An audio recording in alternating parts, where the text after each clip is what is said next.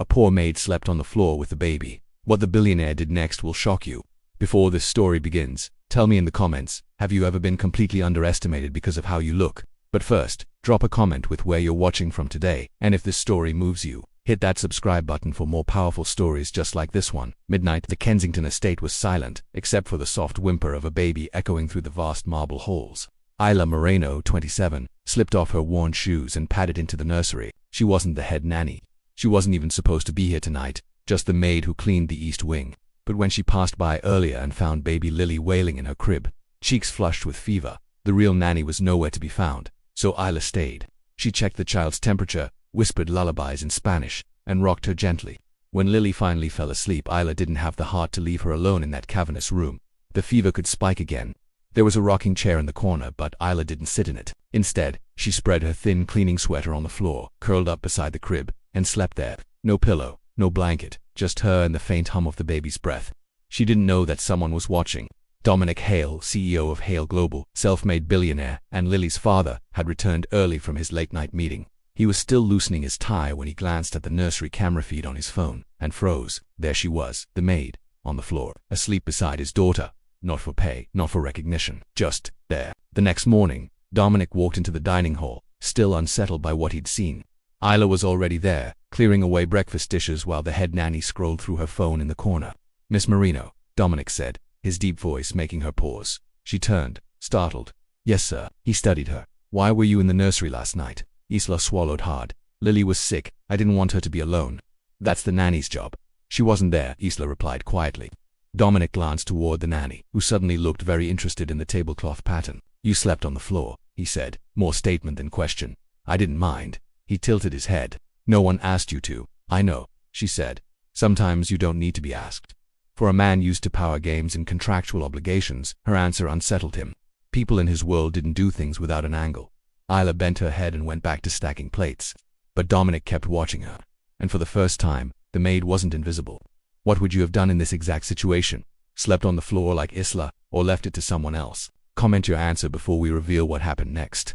2 days later, the head nanny handed in her resignation, no notice, no explanation. Rumors whispered through the staff halls about her being summoned to Dominic's study after he reviewed the security footage. By afternoon, Dominic appeared in the kitchen doorway. "Miss Moreno," he said. She set down her mop. "Yes, sir, you're the new nanny." Isla blinked. "Sir, I'm not qualified. You kept my daughter safe. That's qualification enough." She hesitated. "But why me?" "Because," Dominic said, his gaze steady, "you didn't do it for the paycheck. You did it because you cared. And in this house, that's worth more than gold." From that day, Isla's duties changed. No more scrubbing marble floors. No more polishing chandeliers. She now spent her days caring for Lily, reading her stories, teaching her songs, and walking her through the garden. But Dominic wasn't just watching her with his daughter. He was watching her with his own walls she didn't even know he had. And soon, she'd discovered that his past was far more complicated than the polished billionaire image the world saw. It was after midnight again when Isla heard Lily fussing in her crib.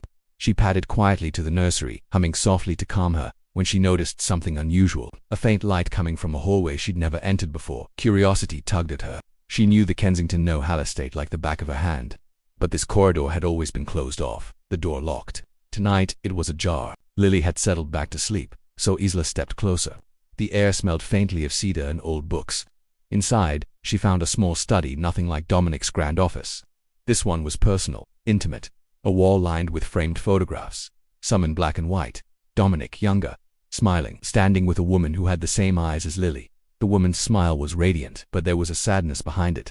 Isla leaned in and noticed the corner of one photo creased, as if someone had held it too often. A voice cut through the silence. "What are you doing here?" She spun around.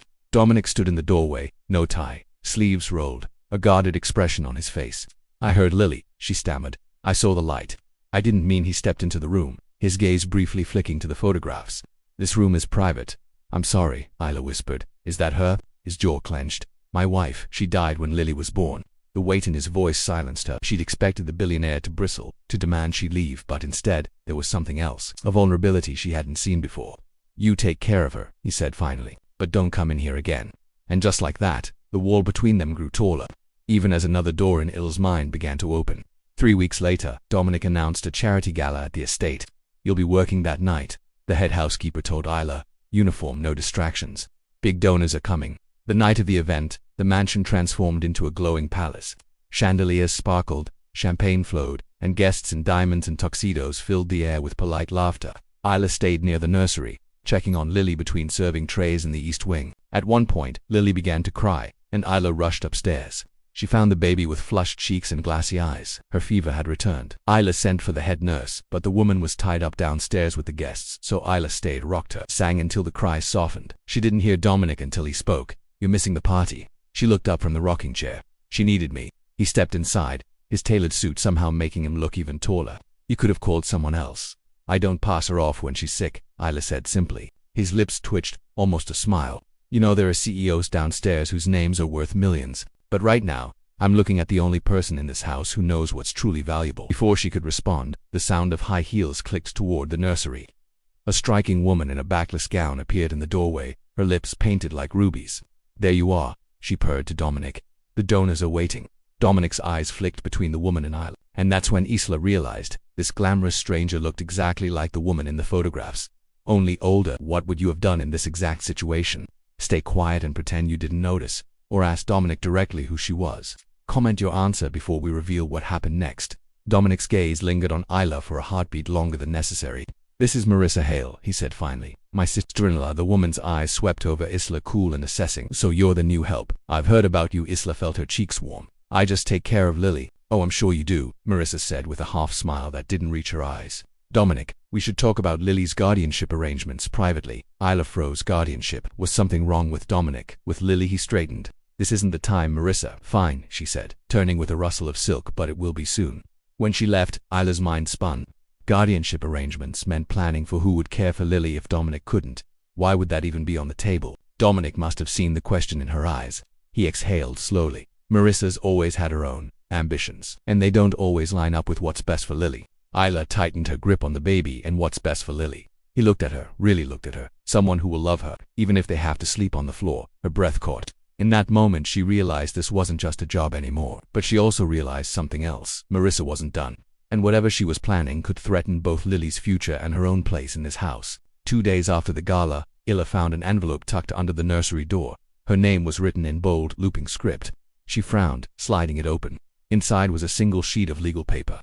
"Notice of petition for guardianship of minor Lily Hale. Filed by Marissa Hale." Her heart pounded. She scanned the lines. Marissa claimed Dominic was frequently absent due to business travel and unable to provide consistent care. She cited Lily's fevers, implying neglect. At the bottom, a hearing date, 2 weeks away. Isla's hands trembled as she read it again. Footsteps sounded behind her. She quickly stuffed the paper into her apron, turning just as Dominic entered. "You're pale," he said, studying her. "I'm fine," she lied. He didn't look convinced, but didn't press. "I have to be in Hong Kong for 4 days. Will you stay in the nursery until I'm back?" "Yes," she said, without hesitation, but inside her mind was racing. If Marissa won guardianship, Dominic could lose Lily, and so could she. That night, as she carried warm milk up to Lily's room, Isla heard voices in the study, the private one she'd seen weeks ago. She paused just outside the door. "The judge will listen to me," Marissa's voice floated through. "I have evidence, and when I get custody, I'll control the trust." Dominic's reply was low and sharp. "This isn't about Lily, it's about the money." Marissa laughed softly. "Everything's about the money. Dom, you taught me that." Isla's stomach twisted. She peeked through the narrow gap of the door. Dominic stood stiffly by the desk, fists clenched. Marissa lounged in a chair, wineglass in hand, smirking. "You'll lose," he said. "We'll see," she replied, rising to leave. Isla stepped back just in time, pressing herself against the wall until Marissa's heels clicked past. She knew now Marissa wasn't just dangerous, she was prepared to lie to take Lily away. And Dominic didn't seem to have a plan. "If you were Isla, what would you do right now? Stay out of it because it's a family matter, or step in, knowing it could cost you everything?" Comment your answer before I reveal what Isla did next. Later that evening, Dominic found Isla sitting in the nursery with Lily asleep in her arms. He leaned against the doorframe. "You're always here. She's safest here," Isla said softly. His eyes darkened, and for a moment, he looked almost defeated. "She's trying to take her from me," he said quietly. "I know," Isla admitted. He blinked. "You know," she told him about the envelope, the overheard conversation, the guardianship petition. Instead of anger, Dominic let out a slow breath. "Then I don't have to hide it from you." He sat across from her, his voice lower now. "Marissa has influence, friends in high places. But she doesn't know I have someone she can't touch who has gaze locked on hers." Isla's throat tightened. "Me. You're the only one who's been here through every fever, Every tear, every night on the floor. If it comes down to testimony, you're the only one the court will believe. Her pulse raced. And if I take your side, she'll come after me. Yes, he said simply. But if we do nothing, she wins. Isla looked down at the sleeping child in her arms. Lily's tiny hand rested against her chest, warm and trusting. She looked back up at Dominic and nodded. I'll fight with you. A flicker of something, respect, gratitude, passed over his face. But neither of them knew. Marissa had already taken her first step, and the next morning, the story broke in the tabloids. Billionaire's maid turned nanny, secret relationship or dangerous influence. The morning sun streamed into the kitchen, but the air felt heavy. Isla stepped inside to find the entire staff clustered around a tablet. The head cook glanced up, eyes wide. Isla, you're on the news. Her stomach dropped as she took the device. There it was, her face, grainy and zoomed in from a photo taken outside the estate gates. Billionaire's maid turned nanny, secret relationship or dangerous influence. The article spun a narrative she didn't recognize, claiming she was living in the nursery, isolating the child from family, and manipulating her way into the Hale inner circle. Every quote was anonymous, every insinuation was cruel. She set the tablet down, her hands shaking. Who it? Marissa. Dominic's voice came from behind her. He looked tired, jaw set. This is exactly how she plays. Discredit first, then push the legal angle. Isla swallowed. If people believe this, won't it hurt you? He stepped closer, his voice low. It's not my reputation I'm worried about. The first hearing came faster than expected. The wood-paneled courtroom buzzed as Marissa sat across from them, her lawyer in an expensive navy suit. She looked polished, composed, dangerous. Her opening statement painted Dominic as an absent father who delegated parenting to unqualified staff. Then she turned her attention to Isla. She is a maid. Marissa's voice dripped with disdain. No childcare license, no formal training. Yet she lives in the nursery. Why? To keep Lily to herself. Isla's hands balled into fists under the table. Dominic's lawyer rose. We'll let Ms. Moreno speak for herself. The judge nodded. Proceed. Isla stood, heart pounding. Every eye in the room was on her. I'm not here for titles or money, she said, voice steady. I'm here because when Lily was sick I stayed. When she cried at night, I was there. And when no one else came, I slept on the floor to keep her safe. You can question my background, but you can't question my love for her. Silence. Even the court stenographer paused. The judge cleared her throat. Thank you, Ms. Moreno. Marissa's painted smile faltered for the first time. 2 days later, Dominic called Isla into his private study. I found something, he said, sliding a manila folder across the desk. Inside were glossy photographs. Marissa, leaving a law office, shaking hands with a man Isla recognized from the news. That's Councilman Reeves, Isla said slowly. He's on the family court committee. Dominic nodded, and he owes her money. Gambling debts. If this comes out, her petition collapses. Isla frowned. Then why not take it to the judge now? Because, Dominic said, we need her to make her final move first. If she thinks she's already won, she'll get sloppy. It was risky. Waiting meant giving Marissa more time to twist the truth in the public eye, but Isla saw the strategy in his gaze. She also saw something else, a quiet trust he'd never put into words. You're sure about this? She asked. He nodded. I'm sure about you. That night, as Isla tucked Lily into bed, she felt the weight of the coming days. She was no longer just a maid, or even just a nanny. She was the one person standing between Lily and a woman who saw her as nothing more than a trust fund, and she was ready to fight. But she didn't know that in less than 48 hours, Marissa would launch her boldest attack yet, one that would force Dominic to reveal a truth he'd kept hidden from everyone.